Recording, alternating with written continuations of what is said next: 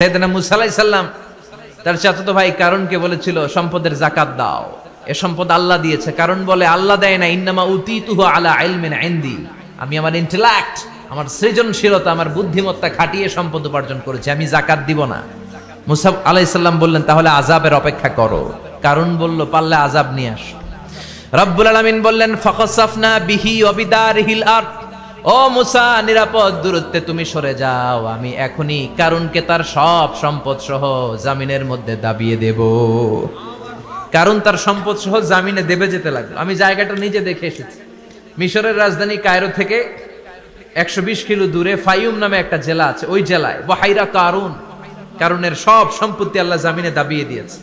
হাঁটু পর্যন্ত দেবে যায়, সে ভেবেছে আমি বেঁচে যাব। কোমর পর্যন্ত দেবে গিয়েছে, বেঁচে যাব।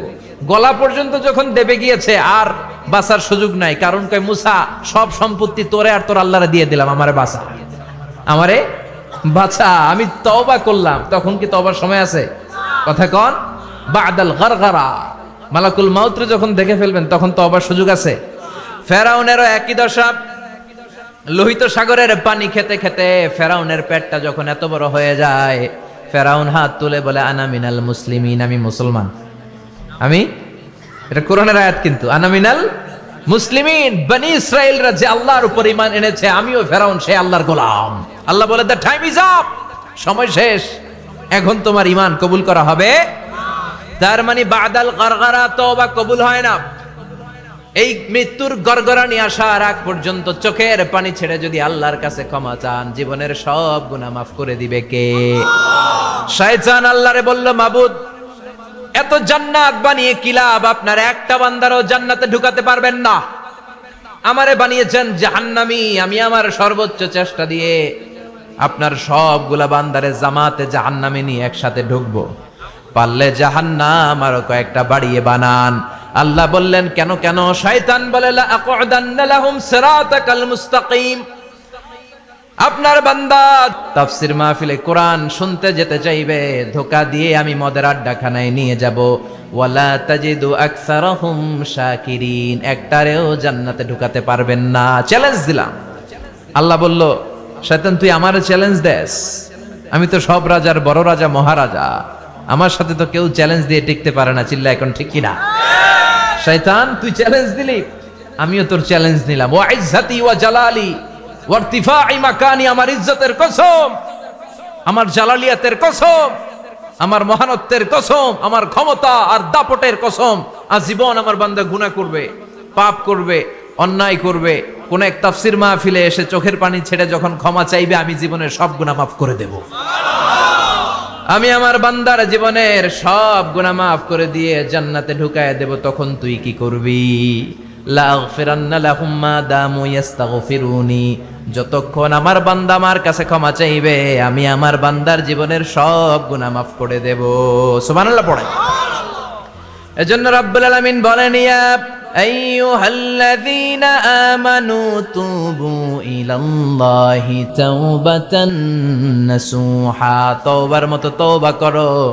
তওবার মতো তওবা করলে যত বড় অন্যায় হোক, পাপ হোক, গুনাহ হোক, সব গুনাহ মাফ করে দিতে পারে কে?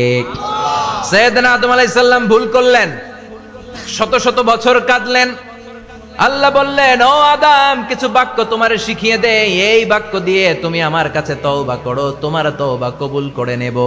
সাইয়েদনা আদম বললেন রব্বানা, পড়েন রব্বানা যালামনা আনফুসানা ওয়া ইল্লাম তাগফির লানা ওয়া তারহামনা লানাকুনান্না মিনাল খাসিরিন। ও আল্লাহ আমি জুলুম করেছি নফসের উপর, ভুল করেছি, অন্যায় করেছি, অপরাধ করেছি, আপনি যদি ক্ষমা না করেন আমি শেষ হয়ে যাব।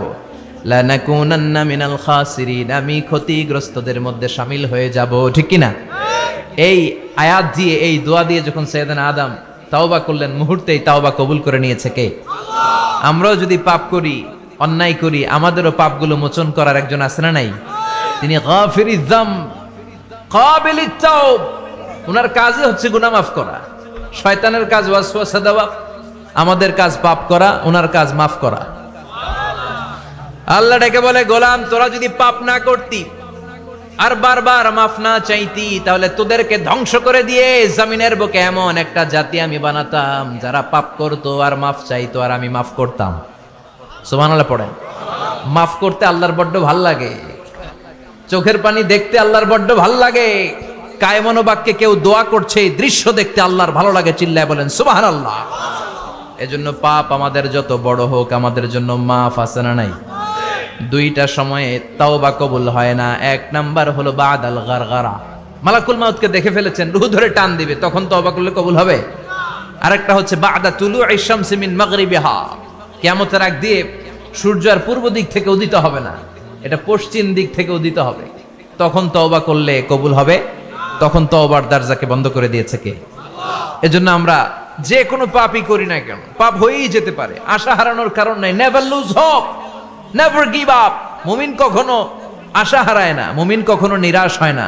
মুমিনের আশা ভরসা একটা সত্তার উপরে, চিৎকার করে বলতে হবে তিনি কে? আল্লাহ। এজন্য পাপ হওয়ার সাথে সাথে আমরা তওবা করব কার কাছে? বিশ্বনবী বললেন কিছু কিছু কাজ আছে এগুলো হয়ে যাওয়ার পরে দেরি করা যায় না। এক নম্বরে নামাজের ওয়াক্ত হলে দেরি করা যায় না, ঠিক কিনা? সালাত কায়েম করো, সালাত কায়েম করো, হবে সম্মানী তুমি, হবে জান্নাতি তুমি, হবে সম্মানী তুমি, হবে জান্নাতি তুমি, দিবে কাল হাসরে শীতল ছায়া আরশে আজিম, রব্বিয়াল আলা রব্বিয়াল আযীম, রব্বিয়াল আলা রব্বিয়াল আযীম। সুবহানাল্লাহ পড়েন। নামাজের সময় হওয়া মাত্র দেরি নাই, তাজহিজুল মাইয়িত, মারা গেলে লাশ রেখে দেয়া যায় না, তাড়াতাড়ি দাফন করে দাও।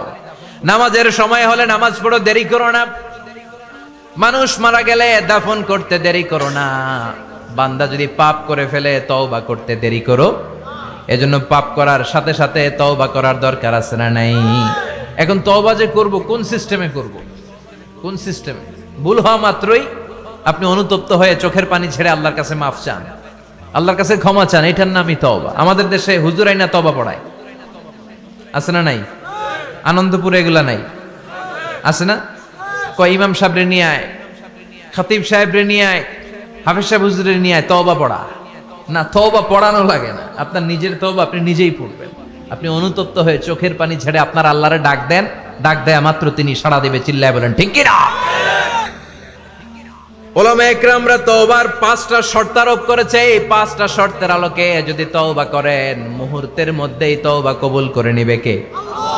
এক নাম্বার শর্ত হচ্ছে আল ইকরা, acknowledgement. You have to acknowledge that you are the great sinner in the world. এই পৃথিবীর সবচেয়ে বড় পাপী। 5টা শর্তের এক নাম্বার হচ্ছে আপনি স্বীকার জান, আল্লাহ আমার চেয়ে বড় পাপী আকাশের নিচে জমিনের উপরে দ্বিতীয়টা নাই। এমন কোনো পাপ নাই যে আমি করি নাই। আমার চেয়ে নাদান, আমার চেয়ে পিশাচ, আমার চেয়ে বড় পাপী দ্বিতীয়টা কেউ। অ্যাকনলেজ ইউর সিন, আপনি আপনার পাপগুলো স্বীকার করেন। নাম্বার 1। নাম্বার 2, আন-নাদাম, repentance. You have to be repentant for what you have committed from sins. যে পাপ করেছেন এই পাপের জন্য আপনি লজ্জিত হন। আপনি নিজেকে আল্লাহর কাছে ছোট করে পেশ করেন, আল্লাহরে ডেকে বলেন আল্লাহ আমি আপনার গোলাম, গোলামের ঘরের গোলাম, বান্দির ঘরের গোলাম, আমারে মাফ করে দেন, আমি লজ্জিত, আমি অনুতপ্ত। তাহলে 1 নম্বর শর্ত আপনি ঘোষণা দেন যে আপনি পাপ করেছেন। 2 নম্বর শর্ত আপনাকে অনুতপ্ত হতে হবে যে আল্লাহ আমি পাপ করে ফেলেছি। 3 নম্বর, you have to stop what you have committed. যে পাপ আপনি শুরু করেছেন এটা বন্ধ করে দেন। আপনি সুদের জন্য সুদ খাইছেন, আল্লাহর কাছে তওবা করলেন, আবার সুদ খাওয়া চালিয়েও যাচ্ছেন, এই তওবা কবুল হবে? সুদ খাওয়া আগে বন্ধ করেন। আপনি ঘুষ খেয়েছেন, এই ঘুষ খাওয়ার কারণে আপনি আল্লাহর কাছে তওবা করলেন কিন্তু ঘুষ খেয়েই যাচ্ছেন, এই তওবা কবুল হবে?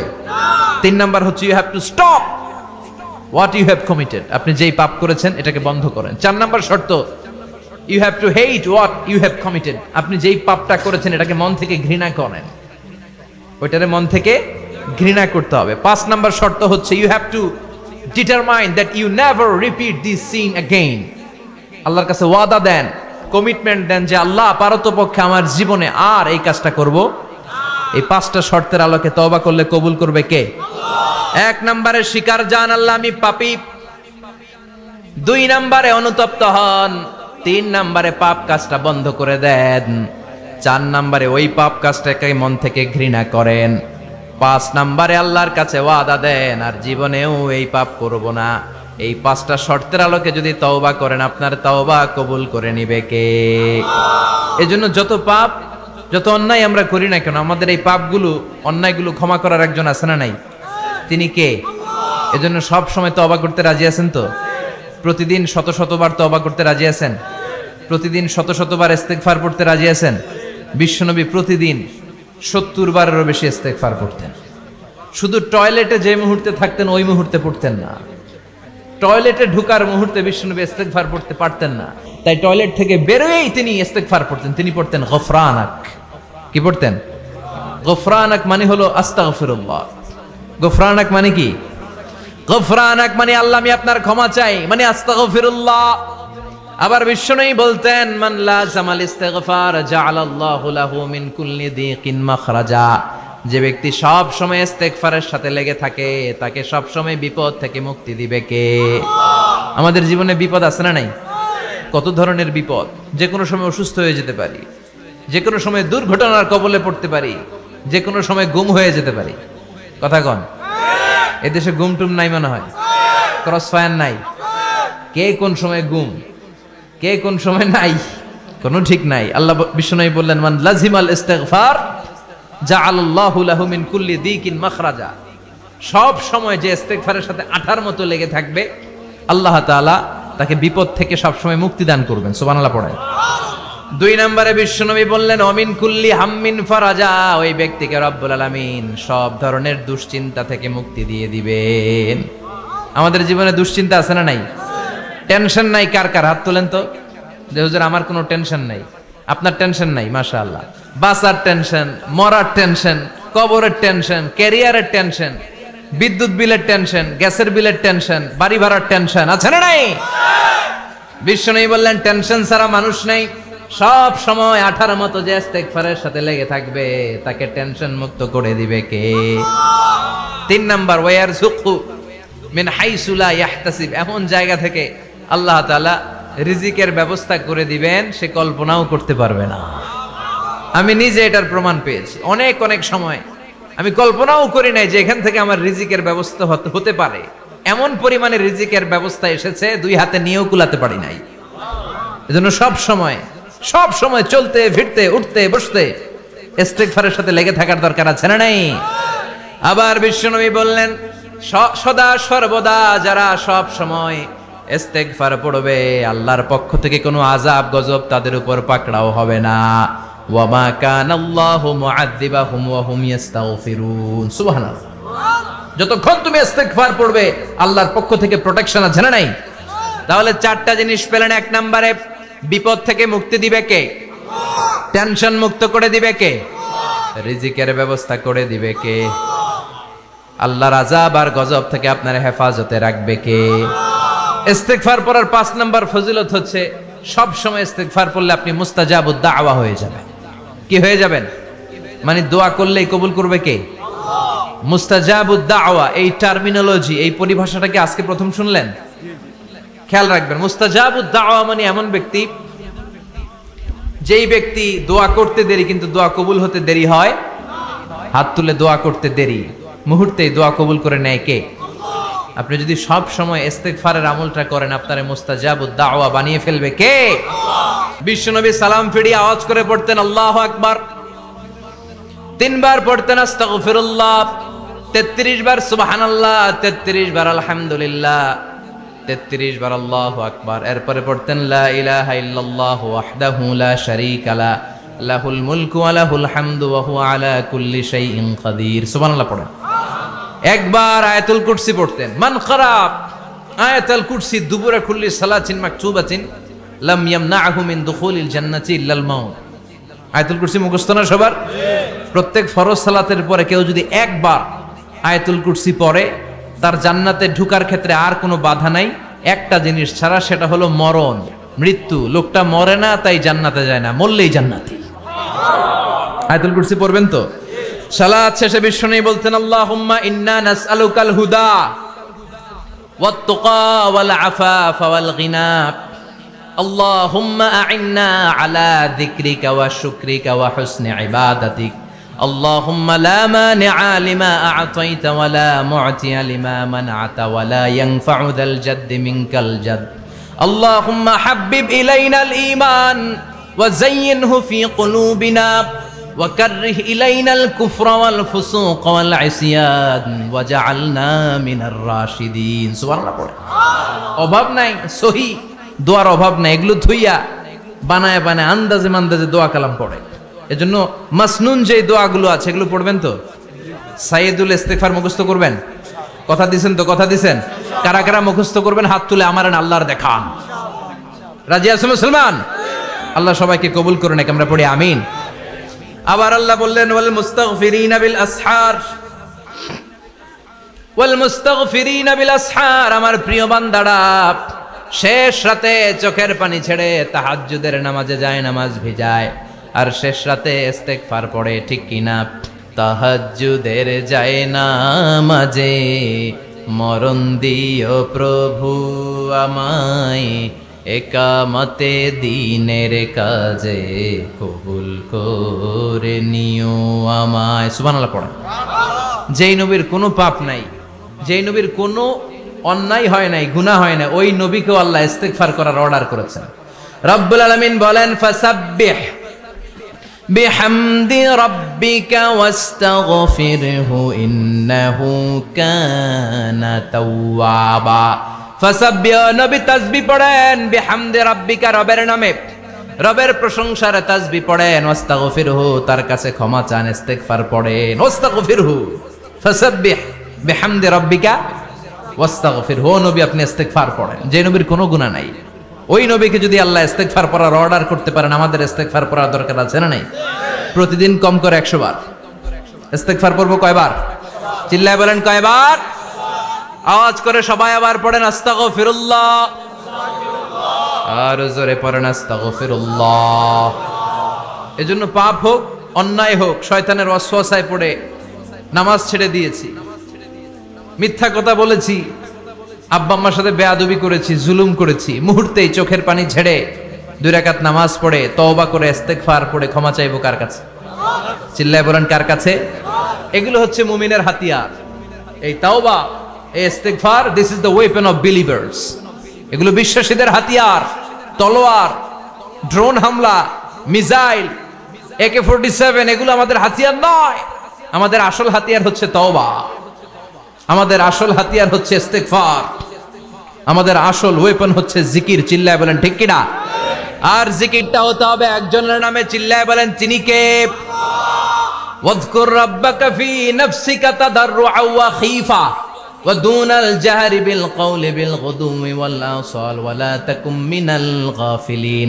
আল্লাহ বললেন ওয়াজকুর রাব্বাকা ফি নাফসিকা তাদাররুআ ওয়া খীফা, আল্লাহর জিকির করো, আল্লাহর নাম জপ মনে মনে, বিনয়ের সাথে, গোপন ভাবে, চিৎকার চেঁচামেচি করো না। কিন্তু আমাদের জিকিরের ভেতরে চিৎকার চেঁচামেচি আছে না নাই? আমরা মাহফিলের মধ্যে মাঝে মাঝে লা ইলাহা ইল্লাল্লাহর জিকির করাই না আওয়াজ করে, এটা হচ্ছে তালিমান, তালিমের জন্য জায়েজ আছে। কিন্তু শ্রেষ্ঠ জিকির হচ্ছে একা একা জিকির করা। আল্লাহ বললেন তাদাররুআ ওয়া খীফা, কোরআনের আয়াত, তাদাররুআ ওয়া খীফা, with full of humility and humbleness, বিনয়ের সাথে জিকির করো। খীফা, গোপনে গোপনে, দুনাল জাহারি বিল কওল, চিৎকার না করে। কিন্তু চিৎকার করে লাফিয়ে লাফিয়ে জিকির করে দেশে আছে না নাই? কথা বলেন। ইন্নাল্লাহা জামিল ওয়া ইউহিব্বুল জামাল, আল্লাহ নিজে সুন্দর, আর সব সুন্দরকে আল্লাহ পছন্দ করেন। দেখবেন এদেশে কিছু জিকির আছে, ওইটার মধ্যে আল্লাহর নাম বোঝা যায় না, আছে না নাই? হুই হাই করে লাফালাফি করে, এই যে হুই হুই হুই হুই যে করে, এই হুই হুই এর মধ্যে আল্লাহর নাম আছে? কথা কন। যেই শব্দে আল্লাহর নাম নাই, ওটা দিয়ে জিকির করা যাবে? কত ধরনের ভয়ঙ্কর জিকির। আবার জিকিরও করে বাঁশের উপরও লাফায়। যিনি জিকির পরিচালনা করে তার কাঁধের উপর যে চেপে বসে, আছে না নাই? এটা কি জিকিরের সৌন্দর্য? কথা বলেন। আমরা জিকির করব ওই পন্থায় যে পন্থায় বিশ্বনবী করেছেন, সাহাবারা করেছেন। বিশ্বনবী জিকির করতেছেন, সাহাবারা জিকির করতে করতে বিশ্বনবীর কান্দে উঠছে, আছে না হাদিসে? সাহাবারা জিকির করতে করতে খেজুর গাছের চূড়ায় উঠেছে।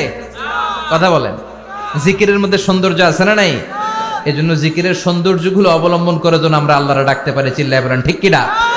এজন্য রব্বুল আলামিন বলেন ফাযকুরুনি আযকুরকুম ওয়াশকুরুলি ওয়ালা তাকফুরুন, বেশি বেশি আমার জিকির করো তাইলে আমিও তোমাদের জিকির করব। আমরা আল্লাহরে ডাকলে আল্লাহ নাকি আমগরে ডাকে, ভাল লাগে? আল্লাহ বললেন ফাইন যাকারানি ফি নাফসি যাকারতুহু ফি নাফসি, আমার বান্দা যদি একা একা আমার জিকির করে আমি আমার বান্দার একা একা জিকির করি। আমার বান্দা যদি মহাসম্মেলনে মহাসমাবেশে সবাই রে নিয়ে আমারে ডাকে, আমি এর চাইতো শ্রেষ্ঠ একটা মহাসম্মেলন ফেরেশতাদেরকে নিয়ে করে আমার বান্দার জিকির করি। ওয়া ইন তাকাররাবা ইলাইয়া শিবরান তাকাররাবতু ইলাইহি যিরাআন, আমার কোন বান্দা আমার দিকে যদি এক বিঘত এগিয়ে আসতে চায় আমি আমার বান্দার দিকে এক হাত এগিয়ে যেতে চাই। আমার বান্দা যদি আমার দিকে এক হাত এগিয়ে আসে আমি আমার বান্দার দিকে দুই হাত এগিয়ে যাই। ওয়া ইন আতানি ইয়ামশি আতাইতুহু হারওয়ালা, আমার বান্দা যদি আমার দিকে হেঁটে হেঁটে আসতে চায় আমি আমার বান্দার কাছে দৌড়ে দৌড়ে যাই। কি আল্লাহ আমরা পাইছি, ডাকা মাত্রই তিনি সাড়া দেয়। চিল্লায় বলেন ঠিক কিনা? এজন্য সব সময় আল্লাহর জিকির দিয়ে হৃদয়টারে সিক্ত রাখার দরকার আছে না নাই? বিষ্ণু বললেন লা ইয়াজালু লিসানুকা রাতবান মিন যিকরিল্লাহ, সব সময় আল্লাহর জিকির দিয়ে জিহ্বাটারে ভিজায় রাখো। জিকির করেন লা ইলাহা ইল্লাল্লাহ, লা ইলাহা লা ইলাহা ইল্লাল্লাহু মুহাম্মাদুর রাসূলুল্লাহ সাল্লাল্লাহু মাসালুল লাযী ইয়াযকুরু রাব্বা ওয়াল্লাযী লা ইয়াযকুরু রাব্বা মাসালুল হাইয়্যি ওয়াল মাইয়িত, যে হৃদয় আল্লাহর জিকির করে আর যে হৃদয় জিকির করে না, বিশ্বনবী বললেন দুই হৃদয়ের পার্থক্য হচ্ছে একটা জীবিত হৃদয় আর একটা মৃত হৃদয়। এখন আপনার হৃদয়কে আপনি কি জিন্দা রাখতে চান না মুর্দা বানাতে চান? আবার আল্লাহ বললেন আলা বিযিকরিল্লাহি তাতমাইন্নুল কুলুব, দুনিয়ার কোন জিনিস দিয়ে কলবের পরিচ্ছন্নতা হয় না, দুনিয়ার কোন জিনিস দিয়ে কলব পরিচ্ছন্ন হয় না, কলবের খাদ্য হয় না। কলবের খাদ্য হয় একটা জিনিস দিয়ে, সেটা কি? আল্লাহর জিকির। এজন্য কলবের মধ্যে কি বসাবেন? নাকি আয়না? আয়না বসাইয়া দে মোর কলবের ভিতর বাবারে, কথা কন। আয়না বসাইতে চাই, আছে না নাই? তোর বাবার কলবেই তো আয়না নেই, তোরে কি আয়না দিব? বিশ্বনবী কলবে আয়না বসাইছে, সাহাবারা আয়না বসিয়েছে, আবু হানিফা কলবের ভেতরে আয়না বসিয়েছে, ইমাম শাফিঈ কলবে আয়না বসিয়েছে। কলবে আল্লাহর জিকির ছাড়া কোনো আয়না ফায়না বসানো চলবে না। চিৎকার করে বলেন ঠিক কিনা? আবার বিশ্বনবী বললেন আফদালুজ যিকরি লা ইলাহা ইল্লাল্লাহ, জিকিরের জগতে যত জিকির আছে শ্রেষ্ঠ জিকির হলো লা ইলাহা ইল্লাল্লাহ। মান ক্বালা লা ইলাহা ইল্লাল্লাহ সিদকান মিন কলবিহি দাখালাল জান্নাহ, ঈমানের সাথে ইখলাসের সাথে একবার কেউ যদি লা ইলাহা ইল্লাল্লাহ পড়ে তার জন্য জান্নাতকে ওয়াজিব করে দিবে কে? এটার নাম কালিমাতে তাইয়্যিবা। কি নাম? দারাবাল্লাহু মাসালান কালিমাতান তাইয়্যিবাতান কাশাজারাতিন তাইয়্যিবা আসলুহা সাবিতুন ওয়া ফারউহা ফিস সামা। এই লা ইলাহার নাম আল্লাহ দিলেন কালিমায়ে তাইয়্যিবা। কি নাম? কথা কোন?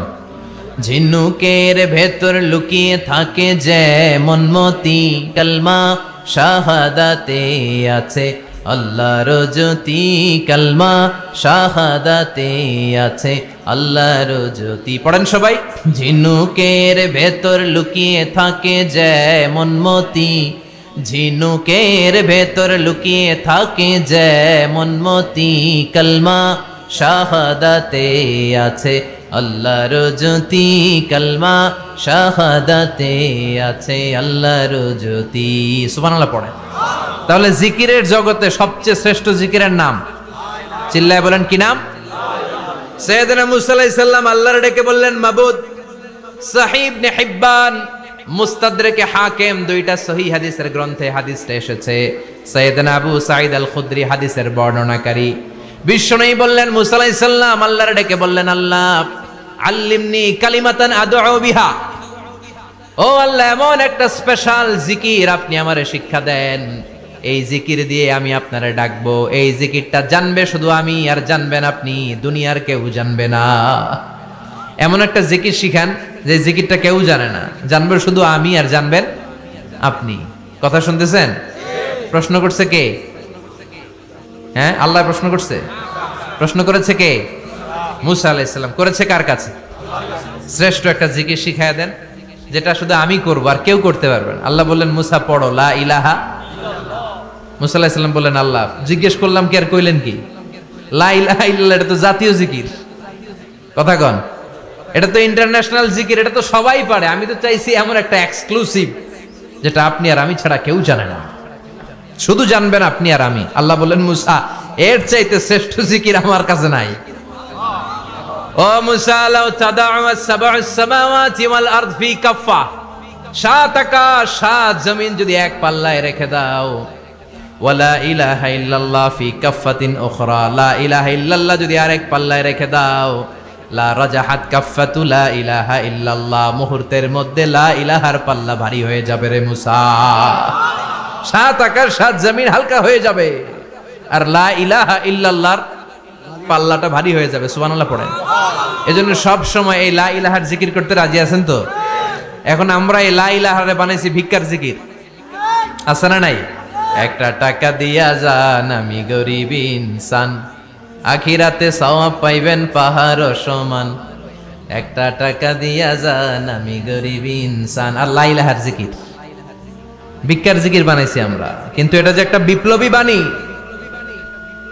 এটা যে একটা সংগ্রামী বাণী, এই বাণী যে মেনে নেয় সে আল্লাহ ছাড়া কারো সামনে মাথা নত করতে পারে না। চিল্লায় বলেন ঠিক কিনা? একটা বিপ্লবী কালিমাকে, একটা সংগ্রামী কালিমাকে আমরা ভিক্ষার জিকির বানিয়েছি।